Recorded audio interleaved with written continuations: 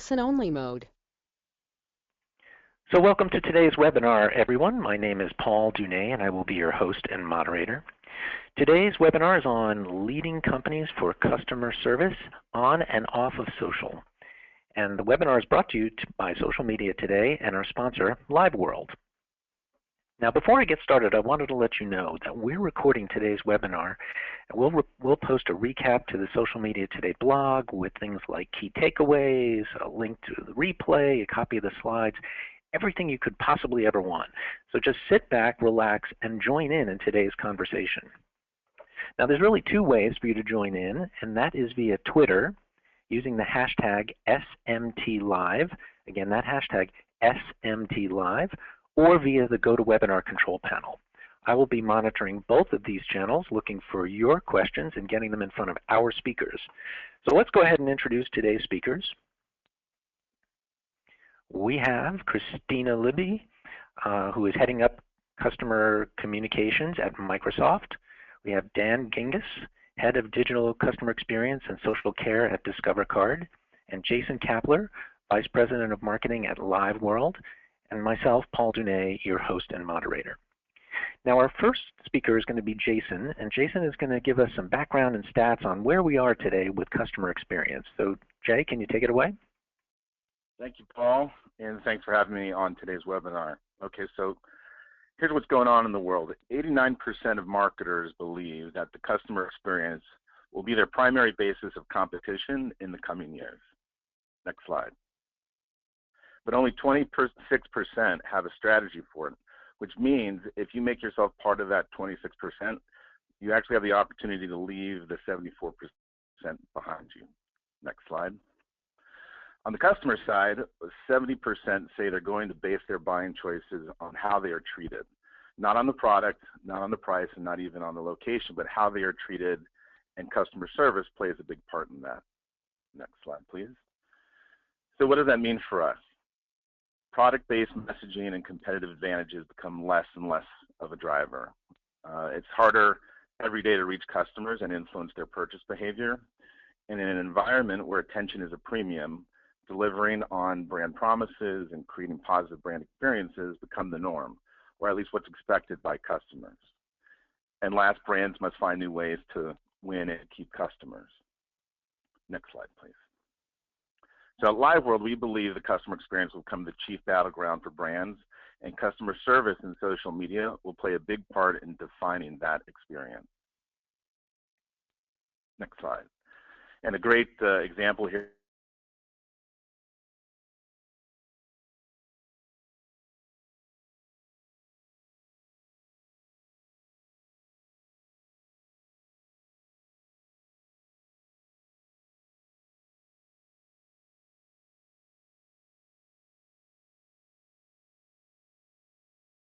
Customers and deliver one-on-one personal. Yep, definitely a timeless idea, and definitely a great quote from Sam Walton. So appreciate that. I'd like to turn it over to Dan, but before I do, I want to remind you we're going to be taking questions. So please go ahead and post them either via Twitter, again using that hashtag SMTLive, or posting them in the GoToWebinar control panel. So Dan's going to cover some best practices on customer service vis-a-vis a podcast series that he's doing. So Dan, I'll leave it to you. Thanks, Paul, and thanks for having me this morning. Really appreciate it. I want to start by just echoing a couple things that Jason said. There's no question that social media is increasingly becoming a bigger piece of the customer experience puzzle, and in part it's because social shifts the power from the brand to the customer. And so what we're seeing is that in social media, customers are able to amplify their customer experience to a larger audience, whether that is a positive or negative experience. I've had the honor with my co-host Dan Moriarty of hosting a podcast via social media today called Focus on Customer Service, where we talk to brands that are really doing social customer service very well. They're nominated by their customers. That's one of the ways that we know that they're credible. And we launched it earlier this year at the Social Shakeup. It is available on all of your typical podcast channels, iTunes, Stitcher, and SoundHound. And you can follow Social Media Today for write-ups on each episode. So next slide, please. One of the things I wanted to share with the group was some of the learnings that we've had from talking to other great brands. So from a philosophical perspective, we started with Natanya Anderson, who is the awesome social head at Whole Foods Market. And she said that every social media channel you open is a channel for care. I think that's absolutely critical for especially people in marketing who want to enter social channels. As soon as you get there, you're going to start having customers requiring customer care as well. Nicole Miller from Buffer added that we view every interaction that comes our way, every single tweet, email, question, or mention as a real privilege. Someone has taken the time out of their day to think about us or get in touch with us. I think that's a great philosophy. A lot of brands are afraid of hearing what their customers are saying on social, and I think Buffer's doing a great job of really appreciating that people are coming on. And then Lindsay Gesso, who is at Vega, which is a natural food products company in Canada, it talks about competitive advantage and it not just being about competing against your direct competitors, but the fact that people now have high expectations in social media of brands, that you're really trying to compete against every other brand out there. Next slide. We also ask every one of our guests for advice to companies that are looking to get better at customer service in social media. And I thought that these three quotes were some great ones. Monty Hamilton, who is the head of digital and social at Telstra, which is an Australian telco, talks about it being critical to start with empathy and understanding. This is a telco that is using service as a differentiator, customer service as a differentiator, which is really interesting because I don't think we've necessarily seen that in the US yet. And starting with empathy and understanding means appreciating the fact that when a customer has a problem, they're coming to you to try to solve it. And so you don't want to deny the problem. You want to do the best that you can to try to help. Ashley Boone from ModCloth, I think says it very well when she says, imagine yourself on the other end of that call and act accordingly. And one thing I thought was really interesting about Ashley is that she was a customer of ModCloth before she became their social media manager. And we've seen that about a lot of folks that are elevated to the head of social customer care is they tend to be customers of the product or service first, which makes them very passionate about the brand. And Shanda Maloney, who heads up social at Ultimate Fighting Championship or UFC, talked about social being the best place to get word of mouth on what fans or customers are saying and how they feel about your product or brand. And again, that might be positive, that might be negative, but it's really fantastic customer feedback and insights. Next slide, please. And then finally, some of the key learnings that we've taken from interviewing now over a dozen brands, large and small and in the middle. It does not matter what size your company is. You can be successful at social care, but adhering to your brand personality is absolutely key. Social marketing and customer service roles have to work together. We're seeing a confluence in a number of companies of those teams combining after, I think, some companies previously separating them. We're now starting to see them combine back together in order to kind of maintain that collaboration. The hiring process is absolutely critical. Finding agents that are passionate about customer service, that love your brand, and frankly, that understand how social media works and how it's a different channel than other service channels. Not being afraid of negative feedback and treating it as a learning opportunity. We've definitely seen, even at Discover all the time, we've seen customers that start off upset about something, and because we're responsive quickly and we solve their problem, they turn out to be ambassadors and end up retweeting or sharing our response in a very positive light. And then recognizing people that take the time to say positive things about the brand. I think this is a huge opportunity for brands that a lot of brands are missing right now. And it kind of goes back to that initial quote about, you know, somebody who's taken time out of their day to compliment your brand in a public setting. It really makes sense for brands to respond to those people as well, even with a simple thank you. I just want to finish by saying that the hashtag for the podcast is up in the right corner. It's FOCS. That's also the way that we ask people to tell us about their experiences in social media. If you've had a great experience with a brand and have experienced great customer service, we'd love to talk to that brand and get them on the podcast. So if you could tweet at us using that hashtag, we will definitely reach out. I think that's my last slide, Paul, so we can move to the next one and shift over, but thank you. No, excellent. Thank you very much. Appreciate that, and a big fan of what you're doing with that podcast, so keep up the great work. Okay, so let's I'm going to turn it over to Christina. Christina's going to talk to us about some best practices in customer service and crisis communications from her work at Microsoft, but I want to remind everybody, a couple of minutes from now, we're going to drop into Q&A, so let me know if you have any questions. We've got a couple already lined up, so keep them coming. Christina, take it away. Thank you. So first, I just want to clarify that I run consumer PR at Microsoft, so I don't work directly on a customer channel. But one of the things that we think about is, what is the moment where you can give the most customer service to the customer that you're looking for? And that moment is certainly in a moment of crisis. And so as we think about customer service and we think about it as a practice, both in social media and in public relations, I think this is one of those moments where brands really have this chance to shine. So there is always the evergreen moments that I think Dan and others talk to where you're always on and you're responding and you're anticipating questions. And I think in a moment of crisis is where you have the opportunity to really show off the customer service work that you've done. So just wanted to take a couple of minutes and have people think about, but what does that mean? And how do we think about preparing for a crisis from a customer service perspective? And so just have posted up here a few kind of, actually, I don't know, what are they, 8 steps to think about. And the first is really, as a practitioner, really thinking about crisis. What is it that can happen? What are going to be the trigger moments that are going to set off a firestorm across social media or across any sort of communications channel? And start to plan for those and anticipate for those. But the way that you can best plan for them and to be really programmatic in your approach. So make sure that you are establishing a crisis communications team, that you have 5 or 6 people across your organization, less if it's smaller, maybe it's just you, but that you do have a team in place who is ready and able to identify a crisis and to identify the next relevant steps. And that team are people who can be your spokespeople, either your spokesperson on social media, your spokesperson to the press, but finding those people really early on and making sure they're people who can handle themselves well in a crisis and who know your customer so they know how to respond and communicate with that customer.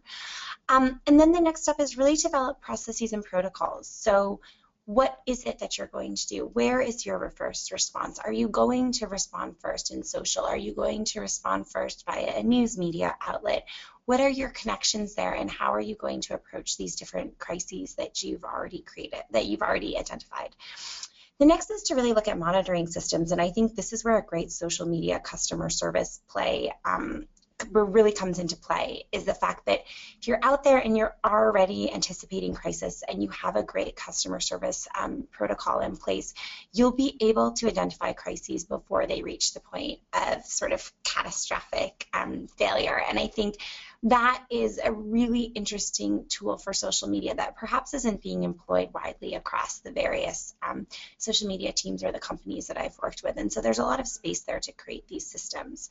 And then next, be really active about what is your social media response in crisis. I think a lot of companies out there have communications plans, mostly focused on PR when a crisis arises, and less often there is a social media plan in place. So as social media practitioners, if we can get a stake at the table early on, if we can become part of the crisis communications team, it helps us to really be able to advocate for the customer. What is it that they want? What is it that they'll need to hear? What is the best way to respond on social channels? Because that's where we're seeing the first complaints come to life. The next thing is to make sure to really brainstorm for scenarios and responses and to practice and repeat and practice again. I think that's the easiest way when a crisis arises, to make sure that you are thinking, how do you protect your customer? How do you protect your company? But in that order, right? Because as a business, we're all here to be focused on the customer, to be customer-centric, to be, I think as the touch phrases of the moment, customer-obsessed, right? And so the more that we're able to think through and communicate and brainstorm what could happen in a crisis, how could we respond, and then to refine that so we're actually doing it in the way that's best for our customer will ultimately help the companies that we work for at large. And then the final thing is, and I think people forget this a lot in the crisis scenarios, is then we have to analyze what happened. How do we recreate it? How do we not recreate it? How do we think of new solutions and new ways of dealing with things? And then how do we funnel that back through this whole cycle of dealing with issues when a crisis rises, so that we are going first and foremost as the best customer service professionals we can be. That is my slide. Great. Thank you so much, Christina. I appreciate it. There's something that you said that I'm going to use to kick us off with our Q&A session, so folks, keep your questions coming in. So if you'll indulge me, you said that you should know that people can handle themselves well in a crisis. So my question to you is, how do you know people are going to handle themselves well in a crisis until they're in a crisis, right? It's almost like a chicken egg thing. So do you have any thoughts on, or questions maybe that you ask people if they're interviewing for a role, or something that gives you a good indication that they can handle themselves well? I think there are a couple of different things. One is really, like, I think you can get a sense of people, right? Of people who handle themselves well in crisis, are people who are generally unflappable at anything. As you're interviewing someone, I mean, a great way to do it is to ask someone a bunch of different questions from a lot of different places at the same time, right? Ask them about their work history, then ask them what their family is like. Ask them about a vacation that they went on, and then ask them something about work, right? And because that's what you're going to come across in a crisis, is a bunch of different inputs at once from one time. And who are the people who can manage all of those different scenarios? When I look for someone who's great on a crisis team, I look for someone who is really unflappable, who is cool and calm and measured. And I really like the approach, and you often hear people say it, I think, if they're really good crisis people, but there is a solution for every problem, right? That is sort of the mentality you need in a crisis person who's going to come to the table and be really great, because I think the moment a crisis becomes out of control is when people stop believing that there's a solution and they get caught into the craziness and the hype of the moment. But when you find those people who are like, every problem has a solution, no hurdle is insurmountable, there is no place that we can't get out of this, I think that those are the people who just do really, really well in those situations. Optimistic under pressure, perhaps, but okay. That's a great way to describe it. All right, great. Well, let's move to some of the questions from the audience. Thank you so much. We've got a nice group of questions here. So I'd like to start with one from Greg T, and it says there's a lot out there on social being said about brands, happy and unhappy customers, etc. How do you scale and try to provide good customer service on social? So it's a question of scale. I don't know who wants to hit this one first. Maybe Jay, can you talk about it, and then we'll move to Dan and then Christina?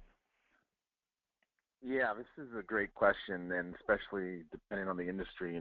Imagine if you work in retail or airlines, you're just bombarded daily, hourly with customer conversations. So I think there's a lot of different approaches that you can take. A lot of people have in-house teams, teams of 20, 30, 40 people that are taking these inquiries and helping route these conversations to the right people within an organization who can bring resolution. So for those people, processes and technology becomes really important. They need to be able to identify the conversations that are relevant for a customer service team. A lot of companies sort of share this responsibility between a marketing team and a customer service organization. So it's really important to have not only these two groups communicating, but to have the right infrastructure there that allows them to deliver prompt response, that allows them to have rapid response times and ultimately acknowledge these customers and bring resolution quickly. Right. So, I mean, your answer really deals with the technology behind it, the ability to route things, the ability to catalog it and make sure that it's resolved and see that it's resolved and have that kind of infrastructure behind it. Dan, any discoveries from your podcast series that you'd want to mention here? Yeah, I always like to say that you need to be good at customer service before you attempt social care. And customer service has been around for a long time in a lot of different channels, and over time companies have had to scale up every one of those channels. So what we find is that social amplifies the good and the bad in customer service. if you're really good at customer service, social is a great opportunity for brands to distinguish themselves publicly by demonstrating their customer service. That's very different than just talking about that they have good customer service. It's really the only channel that you can show it in public. But the flip side is true too. If you're not so good at customer service, if you have long hold lines, you have a lot of people on hold, you don't have enough representatives to handle click-to-chat or other channels that people are coming to, social is going to exacerbate that as well because it's public and because the expectations are so high. So my recommendation is always to start with getting a solid customer service team in place to handle all channels, and then social just becomes an extension and therefore a little easier to scale. Right, so social customer service is not going to fix your bad customer service issues that are already coming in, right? Absolutely. In fact, it's probably going to make them worse. Right. Excellent. Christina, any additional thoughts on that topic? No, not really. I think everyone said it quickly. Okay. Yeah, no, I think you all did a perfect answer. I've got nothing to add. Okay, cool. So, all right, let's go to some other questions we've gotten in from folks. This one from Chris J, which caught my eye, around, what's the best way to communicate, I guess, internally, the good reviews and improvement that you're making in customer service. Is there any best practices for this? Chris J asks. So, Dan, perhaps you might have some comments from your podcast series, and let's move to Jason and then Christina. Yeah, I think that because this is still an evolving area, education around the company is really important. So I think people tend, in the companies that I've seen, if you're not working on it every day, you're an employee that is sort of vaguely aware that there's a social media presence and that we might be doing customer service.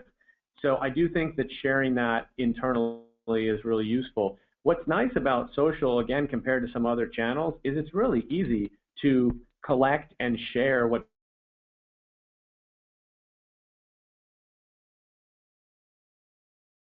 Facebook post. It just, everybody's had those days where you just get somebody that says something so nice and you feel all tingly inside because you realize you've hit the mark with a customer and they're so excited that they're sharing it publicly. So we try very much to amplify that internally and get other people stoked about it.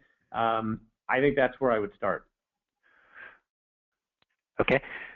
Jason, over to you. Chris J wants to know how to promote the improvements you're making in your customer service programs.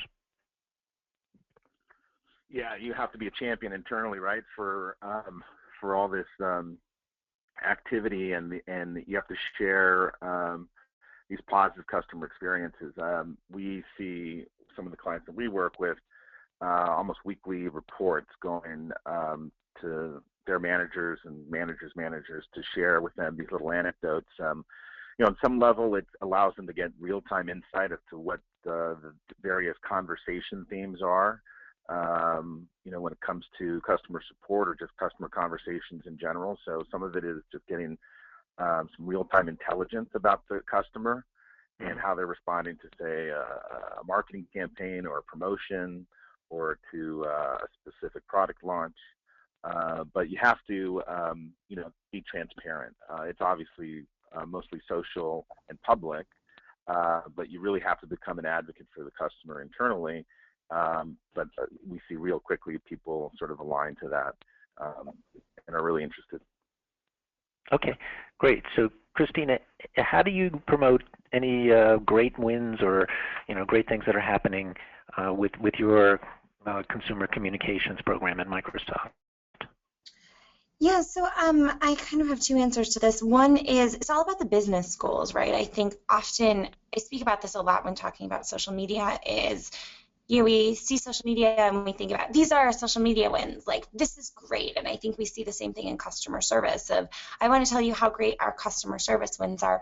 Well, all of it is irrelevant in kind of pushing it up the chain if you're not thinking about what are the big business goals and what is the big business impact and how do all of these wins help us affect that. And so I often think that's where you start, is not so much, look, we had a big customer service win, but look how we're affecting X top line goal for the company. Here's a couple of great examples in which we see that. So reframing it outside of your discipline and in the manner of the company, what is actually good for your business and why does this matter? And so for us, in terms of wins, that is often how I position it, as I'm kind of communicating things that we have done. But the best is when someone sees that someplace else on their own, right? So how do you also, to advocate internally, how do you also share externally? Because great if someone reads your email, but even better if they stumble across that in a forum in which they're already reading about something else. And so I think part of it is, are you able to advocate externally what you've done internally, or do other people see that? I think that's sort of where, to go back to a moment of crisis, is where that really becomes evident, is if you see that someone talks about, what a beautifully executed strategy in a crisis, or this could have been a crisis for X company, but it never happened because of their amazing customer service play. So I think it's a little bit of both. But it's a really beautiful insight of, reframing it, and then this could be applied anywhere in marketing, honestly, reframing it outside of your discipline into what it means for the actual listener internally, right? How is it affecting some other metrics internally? So that kind of gets to a question that we already got in from Elisa Bertoldi that was directed at you, Christina, and I guess we can go around the horn from there. She wants to know the top 3 metrics that you're looking at, when with your monitoring systems. So perhaps you can talk about, what are the 3 things, or it could be more, that you look for. Come in the morning and you're having your coffee and you're looking at maybe on your dashboard. So maybe you can talk to that, and then we'll move to Jason and Dan. Sure. So in my current role, I don't do this very often. Other people monitor those things, and then it comes to us once it's reached a certain point of peak of interest. In the past, though, or in work I've done outside of Microsoft, we really are looking at sentiment. So what is the tone online? And you'll find that it stays pretty steady unless there's something bad is about to happen, right? Or something bad has happened and people are pulling on that, and then you're going to see those sentiment perceptions change. And that would be sort of the one key indicator in terms of overall customer satisfaction is just sentiment online. I think other than that, really looking at sort of number of negative retweets, is that spiking or changing? And those would be the top things I look at. But again, I don't work specifically in the field of customer service, so I actually think someone else might be better prepared to answer that based on what they do from a day-to-day basis. Okay, but I do think it's fair, the idea of sentiment and the idea of something, starting to get negative retweets, is a good place to start. Jay, did you want to add to that?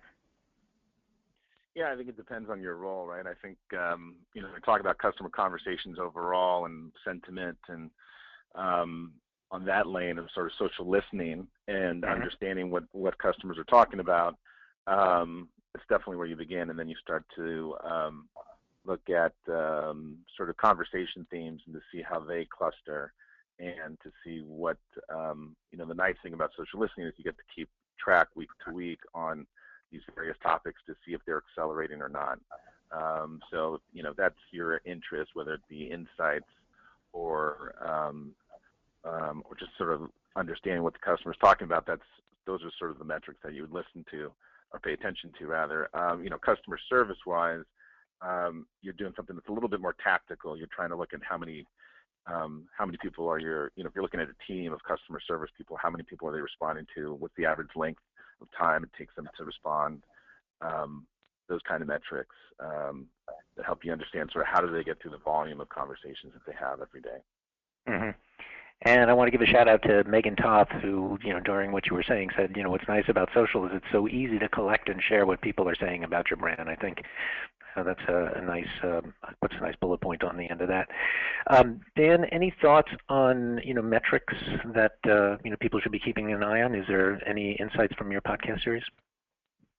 Yeah, I mean, we tend to hear mostly sentiment and tracking positive, negative, neutral sentiment, and then response time. Certainly, as customer expectations rise on response time, that's something that a lot of brands are tracking.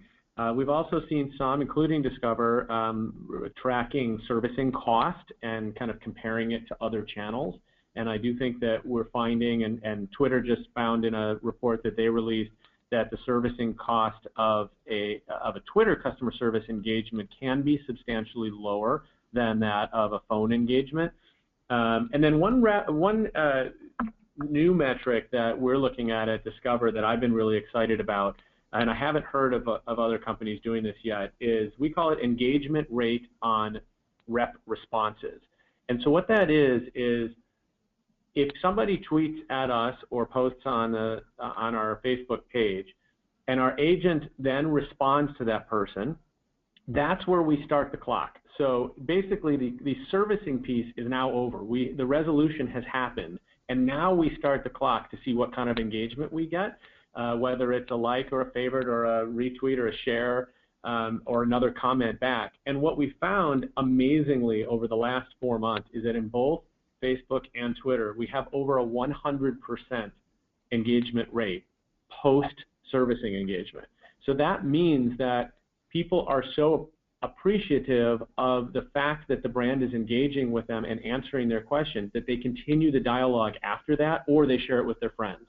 So if you compare that kind of engagement rate to anything that anyone's doing in marketing, it's 10, 20-fold the engagement rate. So that's a really interesting one to start keeping an eye on. And this whole concept of one-to-one marketing versus sort of broadcast marketing, I think, is really making that clear. Great. Okay, I've got another question from Chris J. around, is there any research on certain channels being more effective in customer care? It seems to me that Twitter may be effective for quick alerts to problems, coming from Chris J. Jason, do you have any thoughts on that? Or maybe any research on that? Yeah, I mean, I think social media today, last week or a couple of weeks ago, fairly recently, shared a survey on this information with some organizations. So I think you can find it on the website pretty easily. I think Facebook's by far the big one. I mean, it's Facebook and Twitter. It's in this world, you don't really get to choose. Customers are going to do what they're going to do. So you kind of have to be able to be flexible enough to be in the channels that they're talking to you in.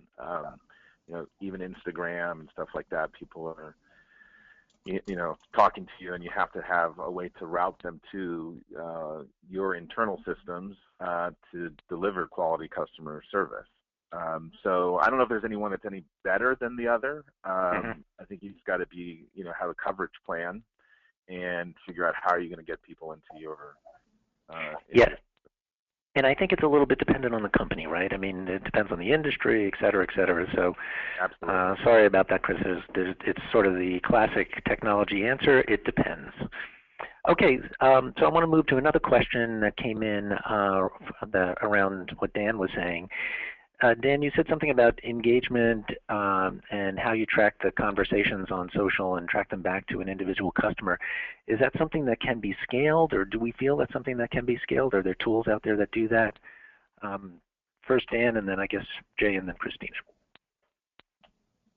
Absolutely. I think that the companies that are using the various tools, Spark Central and Conversocial and some of the others, can use reporting from those tools in order to create the metric that I was speaking about.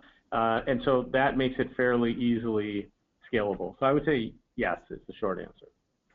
Okay. Jason? Yeah, I think just maybe to take a step back just so we can maybe paint the landscape here for everyone on the call. So you've got a bunch of options for technology, and we can run through real quick sort of what the benefits are or risks are for some of them. So obviously you've got native tools.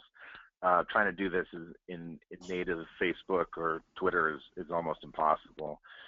Then you've got the social suites, right? The Sprinklers and Spreadfast and whatnot to the world. And they're saying that these tools that were designed primarily for marketing and for publishing and scheduling, you can use to have conversations and to route them, and absolutely you can. But they may, when you start to scale those things, or if you have high volume, that's where some of those solutions show their vulnerabilities. And then there's all, of course, customer service software, which is also saying that they can do this as well. So that's whether it's the call centers or the Zendesks of the world that are saying, hey, we do social too, we do email, we do web, we can do this, and we can do social. And so a lot of companies are tempted to use those. And then you have these specialists that Dan just mentioned, which is companies like Conversocial, and they're purpose-built for social customer support and allow you to sort of get the most out of the channel, or to do the most. And then there you want to be able to integrate this with your existing sort of customer service systems or CRM systems. You don't necessarily want to, you want to bring resolution to customers, but you want to make sure you're tracking those conversations, right? That you're have that customer history there, so you know how to speak to Paul versus Jason. And so those are some of the things you got to look out for when you start talking about technology. Yeah, no, that's great, and you certainly mentioned a lot of companies in there as well. Christina, anything to add to that, or should I move to the next question? I think you can move to the next question. Okay, I had a feeling. All right, so I got a very interesting one from Stephanie Pagano, so I hope you guys will indulge me in this. She wants to create a more friendly customer service environment. So her question is, how can we create a customer service environment where people don't come to our company's page only to complain? We're in a service industry, and even though we have many happy customers, those few negative comments / posts seem to shine more. So any thought on that? And I'll put that out as a jump ball. Whoever wants to grab that can grab that. Sure, I can take it. Oh. All right, Christina. Go ahead, Christina. Oh, well, I just wanted to add, so I guess to start the conversation with creativity, right? So how can you reward them for being there? Like, you have to, if right now all they get is they come to your page and they leave negative comments and you respond, well, then they're just going to come to the page and leave negative comments. And so how do you respond to positive comments in a way that makes it seem really rewarding for someone to leave that comment? Or how do you come up with a culture or really think creatively around what would make someone want to leave a positive comment, right? Do you do some kind of contest or something that, I hate to always rely on a contest, but is there something else where people get to be part of a community by leaving a positive comment? Are you looking for, active fans and influencers in your community, and you're like, hey, who out there loves our brand, right? Like, who out there wants to be part of this community? And maybe you create a group of insiders or something like that, where you're self-identifying people who want to say positive things about you. And so I think where we really see amazing things in the social media space, and especially in this customer service space, is where you rethink the problem. How do you make it fun to leave fun comments? What is the strategy? It was in the Twitter feed for this conversation, someone was posting and said, Amazon does such a good job with comments, because when they had a question or they tweeted something at Amazon, and Amazon wrote back in a really fun and engaging way where you're like, oh yeah, I want to give a comment again, because it was so much fun to see that response. I think you see Oreo do a very similar thing. I think you see Taco Bell do also something very interesting. So in much the same way that I would say something positive to a friend who I knew would be kind of positive and joking and fun back with me, can you transition possibly in that way, or just be more creative with your responses and your engagement? That's my 2 cents. Yeah, no, very cool. And clearly this is a creative question. So Jason or Dan, any other thoughts on that? Yeah, I'll jump in, Paul. And I'm going to talk about my friend Jay Baer, who is writing a book kind of on this topic called Hug Your Haters. And one of the things that he says, and I really like his approach, is that the complainers tend to be what he calls the canaries in the coal mine. So these are the folks that are identifying for you that you have a problem with your product or service. And so the advice that I would give, and definitely what I've seen from some of the best-in-class companies that we've interviewed on the podcast, is to simply not be afraid of negative comments. And so the very way the question is phrased suggests that there is a fear of negativity. And I think that if you flip that on its side and you say, look, somebody took the time out of their day to complain, which means that they're having a problem with our product or service, this is an opportunity for us. It's an opportunity not only with this one customer to respond and show some empathy and hopefully, convert them into an ambassador, but it's also a problem for us to figure out what the root cause is that is causing their discontent and to fix it. And that obviously benefits a lot more people. So I wouldn't be so worried about the negative. We definitely see also that complainers are often met with other people coming in and sort of defending the brand. So your fans will come in and be positive as well. But it is very difficult to control, how much is said positive or negative about the brand. But it's a lot easier to control your own response to it and kind of how you perceive those comments. Great. Jay, any other thoughts on this? Well, I think these have been all great comments thus far. The only thing I would add would be thinking around what's your content strategy, right? Like you can build a content strategy around developing and fostering conversations about other topics. And in doing so, then a lot of the community management principles apply here to acknowledging your loyalists and your advocates and showering them with praise or status. So I think you have to sort of be in the driver's seat, trying to control some of the conversation there to balance it out. I think that's another way to sort of combat just the feeling like this is a place that's just for negative customer service complaints. Great, and I want to give a shout out again to Megan Toth, who has put in a comment around at LGUS.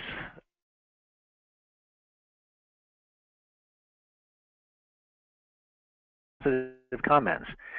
The @ team # fosters a community, et cetera, et cetera. So thank you very much, Megan, on that. And for that, I'm going to move to your question, which was actually the first question we got, again from Megan. And the thought there was, how does Facebook's customer service, or how can you use Facebook's badge for customer service? Does this fit in? Is it accurate? Haven't seen any brands with that using the badge yet.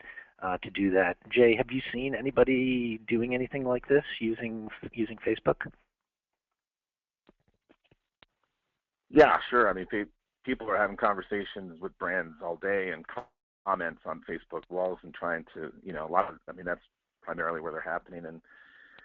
And Facebook, I think in March announced a bigger role for Messenger to play in that. So I think that's where that's going, is more personalized sort of one-on-one conversation. So if anything, if you're not doing it today, it's probably just going to grow there. It's coming, right? Yeah, exactly. Okay, great. All right, so I want to move to a question from Luis Cortez around how do you differentiate an insight against a trend in your customer service, your social media? So any thoughts around that? I don't know, Dan or Christina. Have you seen something that maybe started as an insight that became a trend, or something along those lines, or vice versa, I guess, is this question.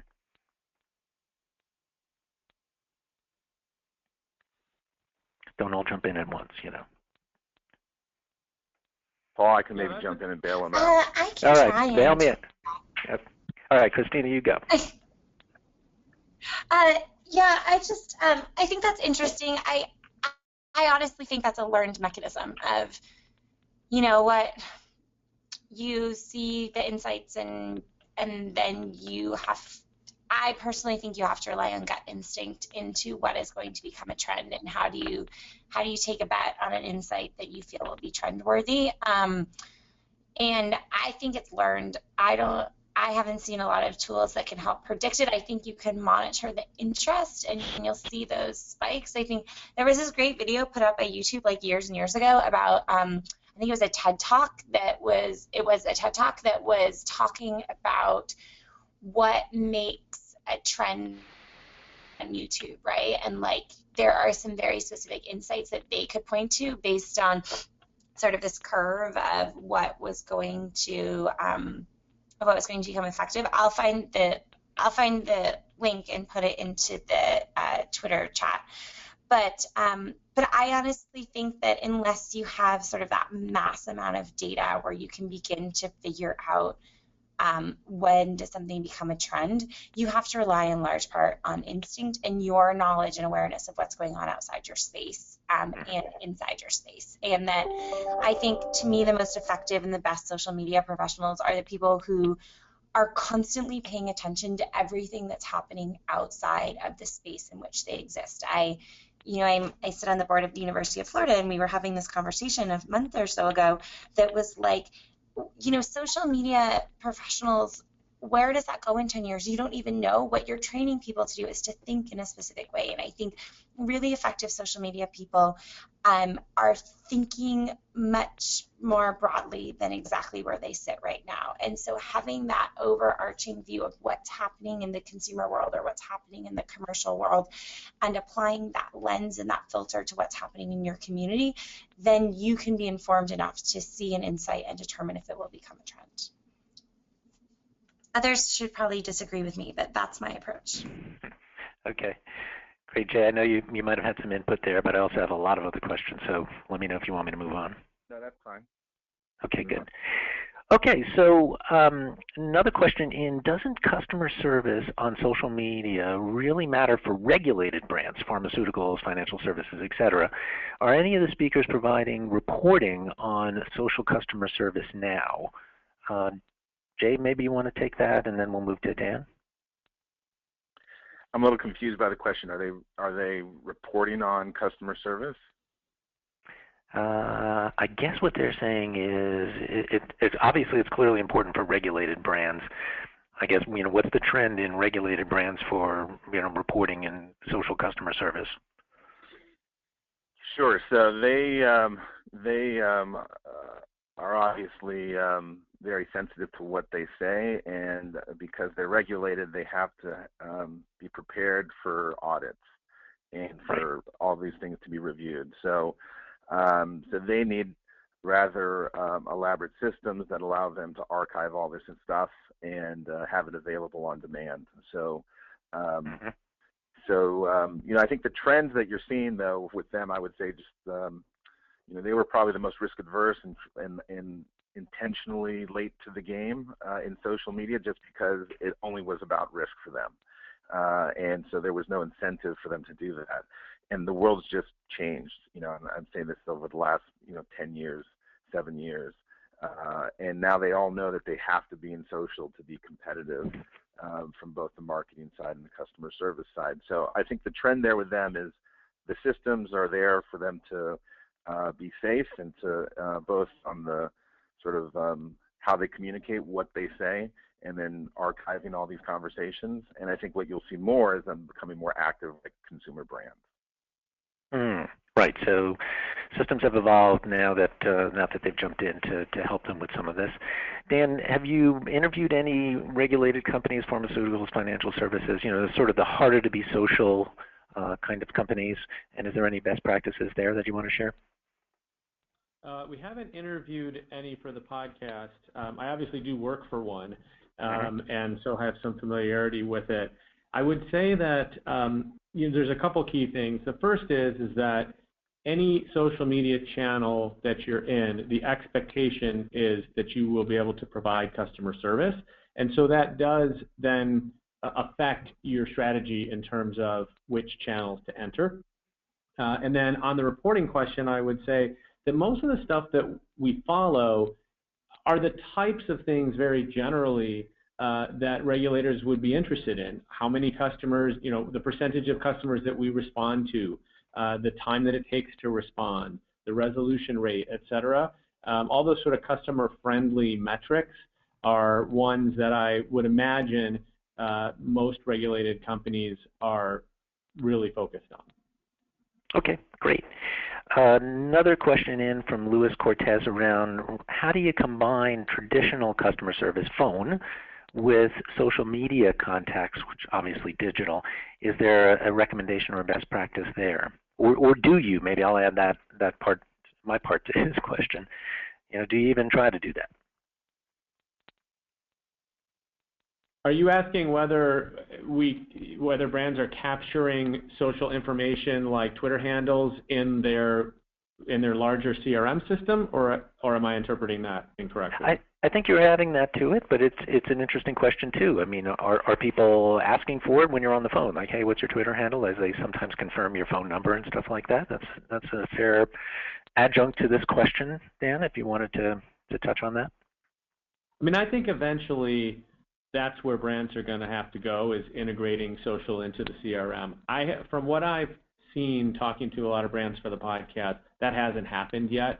And there are few that have gotten there. I would say the one that's the closest is Telstra in Australia, and they have managed to do something absolutely incredible, which is they can tie the customer back to the agent that engaged with them no matter what channel they were in. Whether you called or tweeted or chatted with Sally, they do everything in their power to make sure that Sally talks to you the next time you have a question. I think that's amazing. And I'm not entirely sure how they're doing that other than through pure magic.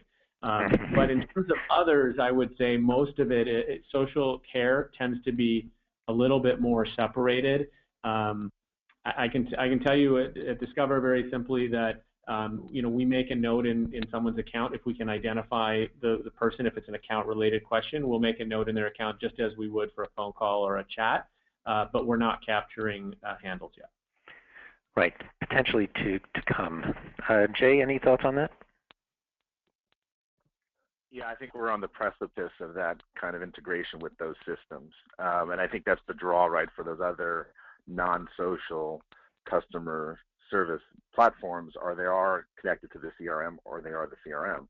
So I think that's the growth here for social customer service, is to capture that information that you have in these dialogues. So you have a richer profile about your customer. But for others, imagine if you're an airline, like you need to have, they're prioritizing the conversations, right, using the CRM anyway, so they know who's sort of a platinum member. But if you had that in one tool, that would obviously make it more efficient and a richer dialogue, because you know who you're speaking with. Right, and actually your answer reminds me of a question that I got a little earlier, and we still have a bunch of questions lying around here. And that is, are there any recommended CRMs that integrate with social media, posts, comments, tweets, etc., that can be shared with the headquarters and franchisees? Coming from Carolyn Bolton. So, Jay, are you aware of any systems that integrate well with CRM? I think probably all of them, all the customer service platforms, because they come out of call centers, because they come out of sort of CRM world with customer service, they pretty much all do standard. And I would imagine the social customer service ones, the ones that we've talked about today, do as well, at least in one way of allowing you to sort of dump data into them. Yep. But nobody jumps off. There's no, off the page. I think this is pretty standard integration for some of those customer service platforms today. Okay, cool. Well, thank you for that question. Thanks for that answer. Christina, a question for you. Is there any magic formula for answering a crisis communication or a difficult customer experience type question? So any thoughts on a formula for answering? I believe pretty strongly in authenticity. So there's not a Mad Libs fill in the blank formula. The formula is that, to be really authentic to your brand, who your brand is, which means that you need to know what your company's story is long before a crisis arises. You need to know who you want to be with the world, how you want the world to see you, and then be able to authentically convey that information. I think in a situation of crisis where you get really far away from what you're intending is when companies don't know actually where they stand on an issue or how they feel about a specific thing. And so that's what spirals out of control, because you're not standing on firm footing and you don't know where you're coming from. And so it's really hard for you to be authentic. And so at the end of the day, as you're thinking about this magic formula, it's one, know your story, know it in and out, know exactly what your company wants to say to the world. Two, know who is going to say that, who is the face of your company. And then three, say it in the most authentic and honest way possible to maintain the integrity of your story. Nice. And I love the notion of Mad Libs, and definitely good use of the word Mad Libs in a webinar. You get the award for that. Yeah. Hey Dan, any thoughts on potentially customers that you've talked to around your podcast series that might have some kind of magic Mad Lib formula for answering difficult questions on Twitter? Well, or on social? I go back to the two quotes I shared earlier from Monty Hamilton at Telstra and Ashley Boone at ModCloth. Monty talked about starting with empathy and understanding. So, a person has a complaint, try to get at exactly what it is that is causing them difficulty. Most of the time, people are just looking for a solution or an answer to their problem. And so, if you can really take the time to understand them, you have a much better chance at getting to that solution. And Ashley kind of saying, hey, just imagine yourself on the other end of that line. And most of us have tweeted at brands. I know I have tweeted at many, many brands.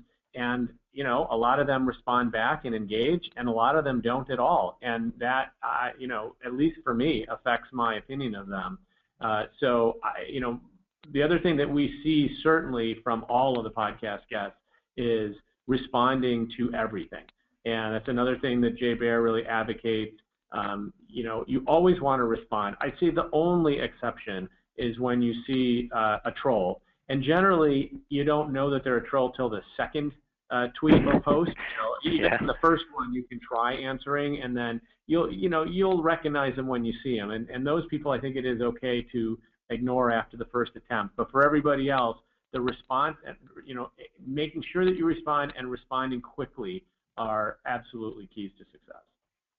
Okay, so that actually answers another question we got from Megan Toth, who gets like the Gold Star Amazing Award from this podcast, around are there some customers that you shouldn't answer? And Megan, the answer is if they're a troll. Great. Jay, any other thoughts on this, or can we move on to another question? No, I think just another question would be great. Okay. So then I guess the final question of today would be from Winnie Kaguna, who also gets the award from being the furthest away from this podcast, calling in from Africa. Wanted to know is there any set time to respond? So we were kind of circling that airport a second ago, Dan, around yes responding. And I guess her question is, in what time period? And I know this is almost a perennial question we get on a lot of these webinars around, should it be 15 minutes, should it be 30 minutes, should it be 24 hours, what have you.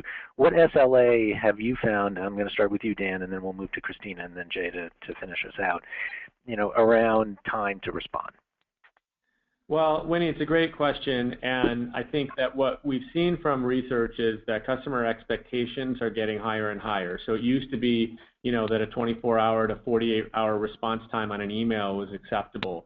I think in social media, most of the stats say that the customer expectations are under an hour. From what I've seen, talking to a bunch of different brands, I think most of them are settling on targets of 15 to 20 minutes. That tends to be pretty typical. I know some of the major airlines have set 15 minutes as their internal goal. That actually made me a little bit surprised. You asked the question before about the Facebook badge, that Facebook awards the badge for 5 minutes because I think 5 minutes is very, very tough, and I think that there are few large brands that can do it that quickly. Just the amount of time it takes to look up somebody's account and actually figure out what the answer to the question is. You can certainly respond in 5 minutes by saying, hey, thanks for your question. But in terms of resolution, I think 15 to 20 minutes is what most of the brands we've talked to are aiming for. 15, 20 minutes. Christina, what are you guys thinking on your end? I actually don't know. I apologize. I don't have an answer. Okay. All right. Jay, any best practices on your end? Yeah, I agree with everything Dan said there. I think there's plenty of stats that show no matter the channel, customers are looking for a response within under an hour. And with our clients, we're working on SLAs at around 15 to 20 minutes as well. So it's pretty quick. Customers are expecting stuff in real time or responses in real time. So that's kind of and I think it's only going to grow. Like I think the Facebook stuff that we talked about earlier with Messenger will make it even more real time. where people will want to have these dialogues. What you're seeing is the blending of really an online world and an offline world, and social is that layer that connects you to it, and people want to be in store shopping and have a response from a brand, or in the airport having a crisis and have a response from the airline. So it's only growing. Right. I'm going to give the last word to Jessica Boyle, who just tweeted in or just messaged in that her military brand demands a response time within 45 seconds. Well, that's all the time we have for questions today. I'd like to thank our sponsor, LiveWorld, and of course our speakers, Jason, Christina, and Dan, for their time today, but also everyone out there in the audience. I mean, your questions and content really make this session come alive, so appreciate that. And so I would like to invite you to see us next week on Tuesday at another webinar on over-automating or over-automation, staying mindful in a data-driven world. Would love to see you on that. Thank you all for joining and appreciate you coming to today's podcast. Bye now. Thank you.